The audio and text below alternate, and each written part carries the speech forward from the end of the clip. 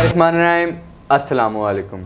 144 news HD से मैं सनाउल्लाह और आप देख रहे हैं आज मलिक महमूद के साथ। जैसा कि आपको मालूम है, इस प्रोग्राम में हमारे साथ मलिक महमूद साहब मौजूद होते हैं। मलिक साहब, मैं आपको वेलकम करता हूँ। मलिक साहब, आज PDM का इजलास हुआ है, इस बारे में आपकी क्या राय है? बिस्मिल्लाहिर्रहमानिर्रहीम। शुक्रिया सनाउल्लाह। मैं तो पहले भी कह रहा था कि ये जो कॉन्स्पिरेसी थेरीज़ हैं कि जी PDM टूट रही है, पीपल्स पार्टी स्टेप बैक कर रही है, ये हो रहा है, वो हो रहा है, फ़िलहाल ऐसा कुछ भी नहीं हो रहा। और इस मेरी बात को आज इंडोर्स कर दिया है पीपल्स पार्टी ने और दीगर जमातों ने जी। और नफ़ी कर दी है उन अफवाहों की जो कि काफ़ी दिनों से गर्दिश में थी। बिल्कुल कि जी पीपल्स पार्टी शायद स्टेप बैक और स्पेशली बिलावल भुट्टो साहब की एक इंटरव्यू के बाद जी जो एक अफवाहें जन्म ले रही थी कि शायद पीपल्स पार्टी के जो है वो PDM का जो एक मूवमेंट थी आगाज़ में जिस तरह चली थी, अब वो उसमें मोमेंटम नहीं रहा, तो उस बात की नफ़ी कर दी है। आज इजलास हुआ है, उसमें मियाँ नवाज शरीफ साहब, मोहतरम आसिफ अली जरदारी साहब, बिलावल भुट्टो जरदारी साहब, उन्होंने वीडियो लिंक के ज़रिए खिताब किया और जरदारी साहब ने बड़ा वाज़ेह और क्लियर मैसेज दिया कि हम जो PDM के प्लेटफॉर्म से जो फैसला होगा, हमारा भी वही फैसला होगा, पीपल्स पार्टी का भी वही फैसला होगा, पीपल्स पार्टी का भी वही मौक़िफ़ होगा जो PDM का मौक़िफ़ होगा। तो ये उन तमाम अफवाहों की नफ़ी है जो कि गर्दिश कर रही थी कुछ दिनों से। मियाँ साहब ने भी इसमें खिताब किया और उन्होंने भी सारी चीज़ें क्लियर की हैं। उसके बाद फिर शायद खकान अब्बासी साहब ने कहा है जी कि जो मियाँ साहब का बयानिया है इसके अलावा कोई ऑप्शन है तो वो बता दें जी। तो एक चीज़ बड़ी मैं आपको वाज़ेह कर दूं कि सबसे ज़्यादा अगर एंटी एस्टैब्लिशमेंट पार्टी कोई है, सियासी पार्टी, तो पीपल्स पार्टी है जी। और पीपल्स पार्टी सबसे ज़्यादा मुतासर हुई है। अगर आप मैंने पहले भी बात की थी, भुट्टो साहब से लेके बेनज़ीर शहीद साहबा तक आप देखें कि जो मार्शल लॉ लगाया ज़िया साहब ने लगाया, उसमें भुट्टो साहब के साथ जो सलूक हुआ है उसमें क्या पीपल्स पार्टी को इस्टेब्लिशमेंट अच्छी लगेगी? आगे आ जाएँ। बेनज़ीर भुट्टो साहबा के जो खदशात थे, जो तहफ़्फ़ुज़ात थे, उन्होंने ख़त लिखा जिसमें बाकायदा उन्होंने जिक्र किया कुछ शख्सियात का नाम लेके बताया कि इनसे मुझे ख़तरा है। और उनमें से एक जो शख्सियत है इस वक्त आपका इंटीरियर मिनिस्टर है जी। ठीक है। आप ये जो ब्रिगेडियर रिटायर्ड शाह साहब हैं, ये इनके लिए उन्होंने बाकायदा लिखा था बेनज़ीर भुट्टो साहबा ने कि मुझे इनसे जान का ख़तरा है। आज वो आपका वज़ीर दाखिला है। तो मतलब कई चीज़ें ऐसी हैं कि जो और फिर इसके बाद IJI, उसमें पीपल्स पार्टी को ख़त्म करने के लिए जो वो किया गया, वो सब चीज़ें ओपन है। तो इसमें मेरे हिसाब से मियाँ साहब का जो बयानी है इसमें कोई शक नहीं है, वही पीपल्स पार्टी का बयानी है, वही BNP मैंगल का बयानी है, वही JUI फे का बयानी है, वही 11 सियासी जमातों का बयानी है और वही PDM का बयानी है। तो फ़िलहाल PDM मुतहद है, मैंने पहले भी कहा था, कोई इसमें दरार नहीं है, कोई कुछ नहीं है। आगे जाके जब अगली स्टेज आएगी, अभी ये पहली स्टेज है जिसमें जलसे जुलूस हैं, आगे लॉन्ग मार्च आ रहा है। अभी आपने देखा है कि अभी 22 को शायद पेशावर में जलसा है, उसके बाद 30 को मुल्तान में है, फिर 13 दिसंबर को लाहौर में है और इसके बाद फिर लॉन्ग मार्च है और फिर आगे धरने शरने जो भी इनका शेड्यूल होगा। तो इसमें जो ख़तरनाक चीज़ें तो अभी आगे आनी है। और फिर जो मैं आपको इम्पोर्टेंट बात बता दूँ वो ये है कि आगे सेनेट इलेक्शन आ रहा है मार्च में जी। तो सेनेट इलेक्शन से पहले PDM की कोशिश ये होगी कि हुकूमत को गिराया जाए जी, ठीक है। और हुकूमत की कोशिश ये होगी कि जो सेनेट इलेक्शन है उनको अच्छे तरीके से मैनेज किया जाए और जहांगीर तरीन साहब का वापस आना भी उसी सिलसिले की एक कड़ी है। आप समझ रहे हैं ना?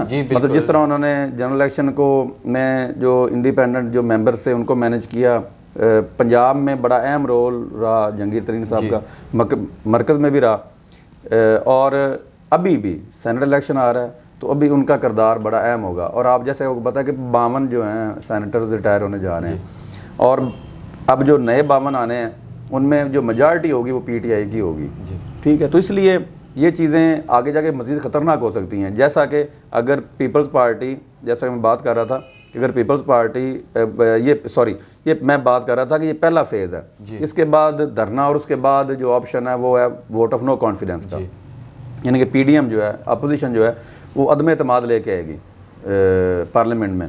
फिर अगला जो है वो अगर इसमें भी वो नाकाम होते हैं तो फिर उनके पास इस्तीफ़ों का ऑप्शन है। अब जब इस्तीफ़ों में बात आएगी तो यहाँ पे एक चीज़ जो इम्पोर्टेंट है वो ये है कि सिंध गवर्नमेंट जो है वो पीपल्स पार्टी की है सिंध में, तो वहाँ पे थोड़ा सा इशू बन सकता है। अब अगर सिंध गवर्नमेंट रिज़ाइन कर देती है और पंजाब में PMLN और पीपल्स पार्टी और बलूचिस्तान में और KPK में अगर ये रिज़ाइन दे देती है अपोजिशन, तो फिर सेनेट इलेक्शन जो है उसमें आइनी एक सुकम पैदा हो जाएगा, आइनी बहरान पैदा हो सकता है। तो इसलिए इसको बड़े तरीके से मैनेज करने की ज़रूरत है और आगे हुकूमत के लिए परेशानियाँ हैं। तो बाकी जहाँ तक PDM की बात है मुतहद है, इसमें कोई ऐसी चीज़ फ़िलहाल नहीं है। इस्तीफ़ों में जब बात आएगी तब हो सकता है कि पीपल्स पार्टी थोड़ा सा सॉफ्ट कॉर्नर ले, और इसमें भी अब भी कोशिशें हो रही हैं कि किसी तरीके से अब गवर्नमेंट का प्राइम टारगेट ये है कि किसी तरीके से इस इत्तेहाद को तोड़ा जाए और पीपल्स पार्टी को एटलीस्ट जो है वो माइनस किया जाए, ताकि इसमें जो PDM की जो ताकत है वो कम हो। लेकिन मैंने कल भी कहा था कि जो भी जमात अब इस इत्तेहाद से निकलेगी वो उसके लिए सियासी खुदकुशी होगी। जी मलिक साहब, अली अमीन गंडापुर का GB में खिताब, इस बारे में आप क्या कहेंगे? मुझे बड़ा अफसोस होता है जब हुकूमती वज़रा और इलेक्टेड मेंबर्स TV पे आके ख़ास तौर पे इस तरह की ज़ुबान इस्तेमाल करते हैं और गाली गलौज करते हैं। ये नहीं होना चाहिए जी। ख़वातीन की इज़्ज़त होनी चाहिए और आप तकरीर करें, आप रोल मॉडल हैं। मैंने पहले भी कहा था कि एक जो मेंबर है वो लाखों वोट लेके आया हुआ है पार्लियामेंट में, और जब आप TV पे आके इस तरह की बात ज़ुबानी करते हैं तो आप क्या मैसेज देते हैं अवाम को? आप क्या मैसेज देते हैं दुनिया को? आप दुनिया को क्या मैसेज दे रहे होते हैं जब आप मतलब उन्होंने कहा जी, अच्छा इसमें बड़ी ख़तरनाक बात उन्होंने कर दी कि जी जो भी पीपल्स पार्टी, नून लीग या ओवरऑल PDM के सपोर्टर्स हैं वो भी गद्दार, यानी कि इनको वोट देने वाले भी गद्दार हैं। अब मुझे बताएं कि GB में कोई मेरे हिसाब से अगर मैं गलत नहीं हूँ तो 70% वोट तो PDM का है, 70% प्लस। तो इसका मतलब ये है कि जो GB गिलगित बल्तिस्तानी जो हैं वो 70% गद्दार हैं। आप किस तरफ लेके जा रहे हो मुल्क को? इस तरह की तकरीर एक वफाकी वज़ीर को क्या ज़ेब देती है? ये शायद वही साहब है ना जिनके पास से वो बोतल शहद वाली बरामद हुई थी धरना के दौरान, ये वही है ना, ये अली अमीन गंडापुर साहब। तो इस तरह की बातें ज़ेब नहीं देती। आप क्या मैसेज दे रहे हैं? मतलब आप गिलगित बल्तिस्तानियों को जो 70% जो लोग हैं उनको आप गद्दार कह रहे हैं, और 2.25 करोड़ जो है अपोजिशन वोट लेके आई हुई, आप 2 करोड़ लोगों को गद्दार कह रहे हैं। आप ये किस तरफ लेके जा रहे हैं मुल्क को? आप किस तरफ अपने बयानिया को लेके जा रहे हैं? तो इस तरह इंतशार फैलेगा, इस तरह अनारकी होगी मुल्क में। तो इस तरह की जो है वो तकरीरों से परहेज़ करना चाहिए, स्पेशली गवर्नमेंट को।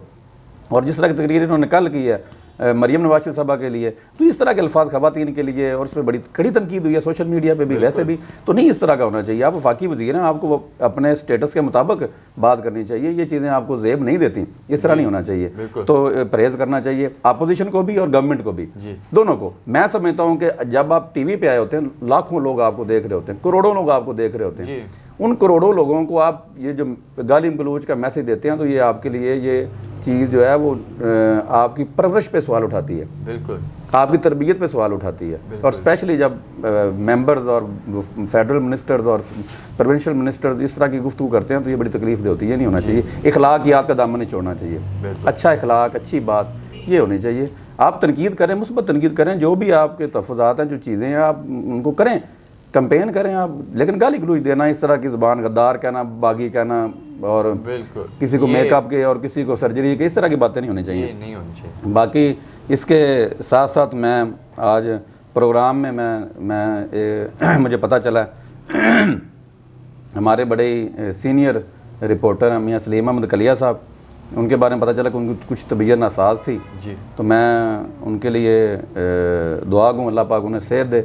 और मैं साथ ही दिल की अथाह गहराइयों से उन्हें खराज तहसीन भी पेश करता हूँ कि जिस तरीके से वो वर्क कर रहे हैं बतौर साफ़ी, बतौर सियासी कारकुन, मैं उनको दिल के अथाह गहराइयों से खराज तहसीन पेश करता हूँ। और मैं उन्हें उनसे ये गुजारिश करूँगा कि इसी तरह, इसी जज्बे वलवले से अपना काम जारी रखें, मज़लूम की आवाज़ बने, और जिस जगह पे भी, कहीं पे भी किसी मज़लूम के साथ ज़्यादती हो रही है उसकी आवाज़ बने, और उसको इंसाफ की जो फराहमी है उसको यकीनी बनाने में एक अहम रोल प्ले करें। तो मैं उनको सलाम पेश करता हूँ मियाँ सलीम अहमद कलिया साहब को।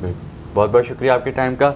144 न्यूज़ HD से फ़िलवक्त इतना ही, इजाज़त चाहता हूँ। खुदा हाफ़िज़।